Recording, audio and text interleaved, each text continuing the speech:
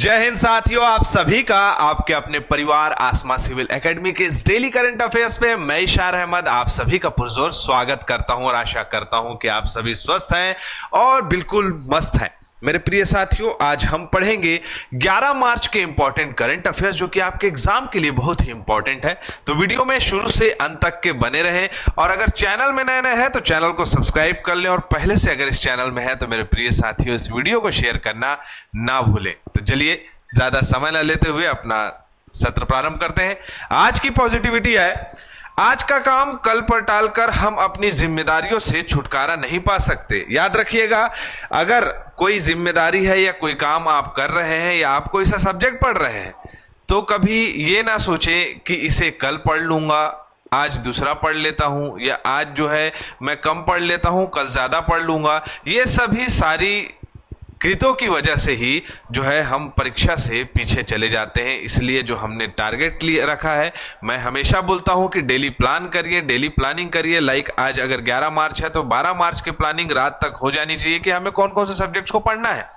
Then जो है आप क्या करेंगे, दूसरे दिन उस प्लानिंग को पूरा करने के लिए अपना 100% लगा दीजिए। ठीक है, आशा करता हूं मेरी बातें आप लोगों को समझ में आ गई होगी। चलिए, लास्ट टाइम मैंने प्रश्न पूछा था, भारत सरकार ने एशियाई शेरों की आबादी को संरक्षित करने के लिए बढ़ाने के लिए निम्नलिखित में से कौन सी परियोजना शुरू करी है? तो प्रोजेक्ट लॉयन। एक्चुअली एशियाई शेरों की दिन प्रतिदिन क्या होते जा रही है, कमी होते जा रही है। उनकी जो है विलुप्तता की ओर जाते हुए वो प्रजाति देखने को मिल रही है। तो उनके संरक्षण और संवर्धन के लिए प्रोजेक्ट लॉयन जो है वो लॉन्च किया गया है भारत सरकार के द्वारा। हाल ही में निम्नलिखित में से किस देश ने आईसीसी चैंपियंस ट्रॉफी 2025 का खिताब जीता है? तो हम बोलेंगे इंडिया।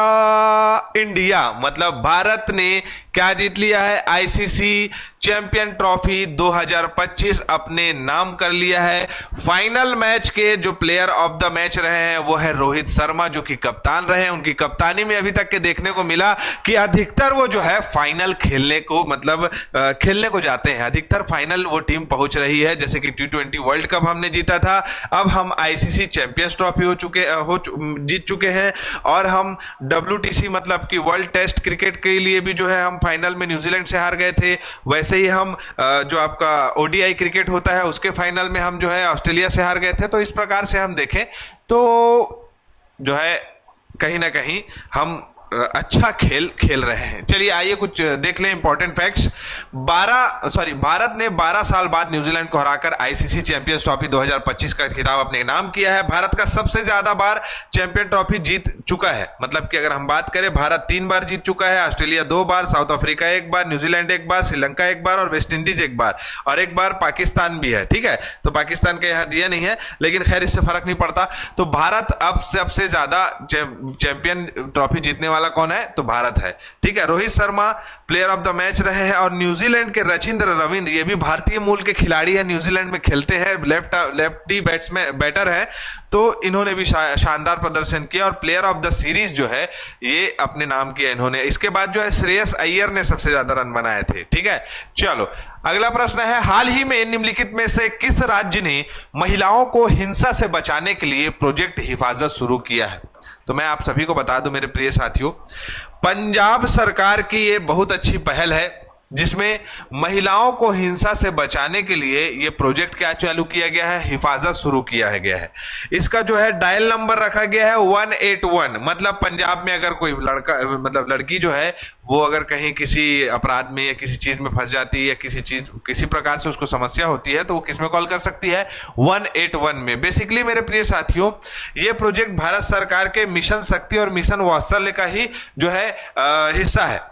मिशन शक्ति क्या है? तो नारी सशक्तिकरण का काम करता है मिशन शक्ति, और मिशन जो वात्सल्य है वो बच्चों को प्रोटेक्शन करने के लिए, बच्चों को मूलभूत आधार सुविधा प्रदान करने के लिए ये किया गया है। जैसे कि आप देख सकते हो कि भारत सरकार की योजना, अगर मिशन शक्ति की बात करें, इसका उद्देश्य महिलाओं की सुरक्षा, सशक्तिकरण, सहायता प्रदान करना है।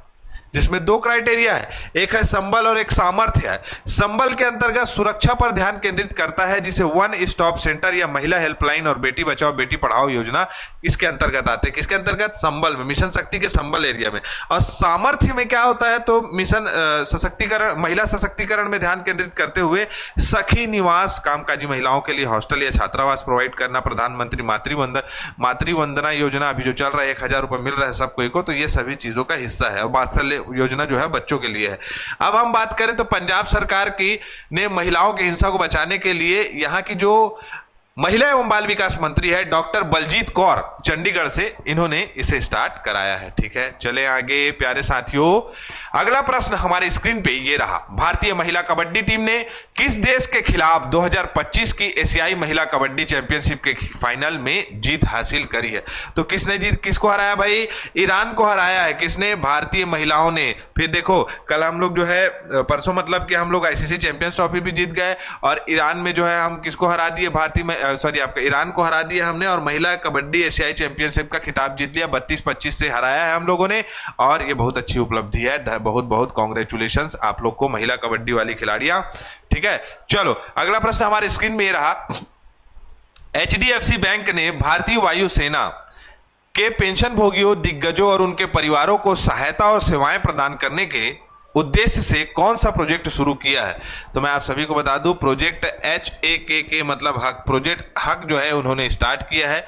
इसमें होगा क्या? तो जितने भी सेवानिवृत्त जो आपके पेंशन भोगी हैं, वायुसेना से जो रिटायर हो चुके हैं, उन लोगों को सहायता, उन लोगों को सुविधा प्रोवाइड करना, यही सारी चीजें यहाँ तक लिखाई होगी। लेकिन बेसिकली अगर सारी चीजें जानना है तो आप जान सकते हैं कि आधार सेवा से संबंधित उनको मतलब सुविधा प्रदान करना, राष्ट्रीय पेंशन योजना के लाभ उनको उपलब्ध कराना, पैन कार्ड, पासपोर्ट, बिल भुगतान संग्रह, इन सभी चीजों से अवेयर कराने के लिए सेंटर्स खोले जाएंगे। अप्रॉक्स जो है 25 सहायता केंद्र स्थापित करा जाएगा पूरे देश भर में। ठीक है, एचडीएफसी बैंक 1994 में बना है, मुंबई में शशिधर जगदीशन जो है इसके सीईओ है। नई दिल्ली में भारतीय वायुसेना का मुख्यालय है, 1932 में इसकी स्थापना हुई है। ठीक है, चले आगे। अगला प्रश्न, भारतीय सेना के T-72 टैंक के लिए 1000 HP इंजन खरीदने हेतु रक्षा मंत्रालय ने किस देश के साथ या किस देश की कंपनी के साथ समझौता किया है? तो मैं बता दूं, रूस की एक कंपनी है, नाम बहुत पेचीदा है, थोड़ा सा पढ़ के बताऊंगा तब आप लोगों को समझ में आएगा। रोसोबोसो को ऐसी नाम है इसका, रोसोबोरो एक्सपोर्ट है ना, रोसोबोरोन एक्सपोर्ट जो है इसके साथ ये साझा किया है। बेसिकली ये टैंक जो है ये काफ़ी जो है आपका शक्तिशाली है। पहले T-64 यूज़ किया जाता था, अब T-72 टैंक जो है वो निर्यात किया जाएगा रूस के द्वारा, और हमारी भारतीय सेना जो है वो और क्या हो जाएगी? सशक्त हो जाएगी और मजबूत हो जाएगी। चले आगे।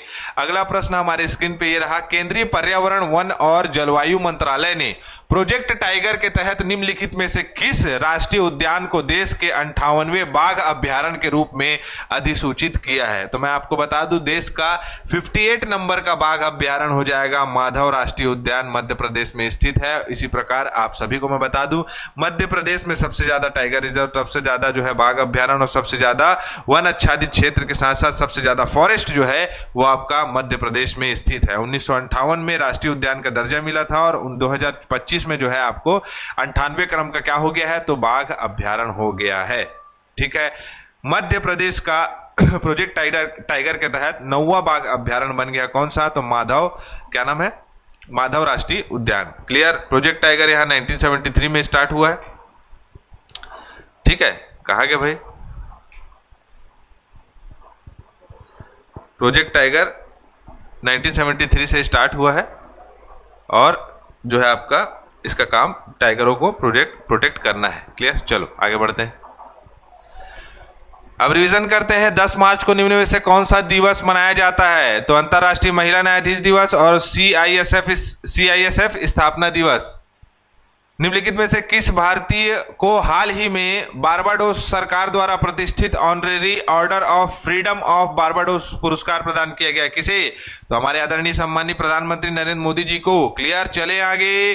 हाल ही में निम्नलिखित में से किसे संयुक्त राज्य अमेरिका के प्रतिष्ठित AM ट्यूरिंग पुरस्कार 2024 के लिए चुना गया है? तो दोनों को क्या है के क्षेत्र में है, तो कंप्यूटर के क्षेत्र में, आर्टिफिशियल इंटेलिजेंस में इन दोनों ने काम किया है, एंड्रो बार्टो और रिचर्ड सटन ने।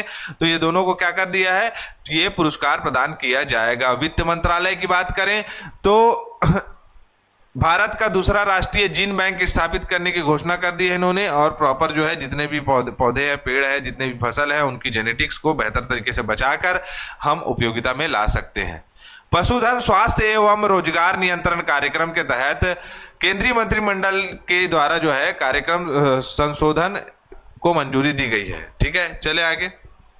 इलेक्ट्रॉनिक्स और सूचना प्रौद्योगिकी मंत्रालय की बात करें तो AI मिशन के तहत AI फंड लॉन्च किया जा रहा है। इसके द्वारा आप लोगों के लिए प्रश्न है, हाल ही में सुप्रीम कोर्ट कलेजियम ने निम्नलिखित में से किस सुप्रीम कोर्ट का न्यायाधीश किसे सुप्रीम कोर्ट का न्यायाधीश नियुक्त करने की सिफारिश की है? आप लोगों के लिए प्रश्न है।